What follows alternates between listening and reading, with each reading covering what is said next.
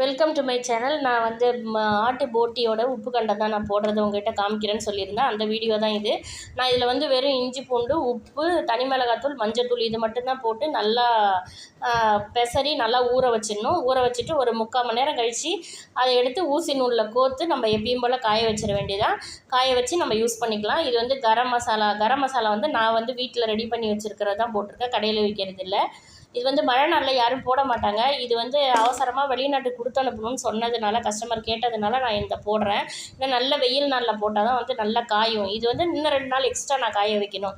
நான் கோர்த்து காய வச்சு இதை பாடம் பண்ணி வச்சுக்கிட்டோன்னா நம்ம எப்போ வேணால் எடுத்து சாப்பாட்டுக்கு பொரித்து சாப்பிட்டுக்கலாம்.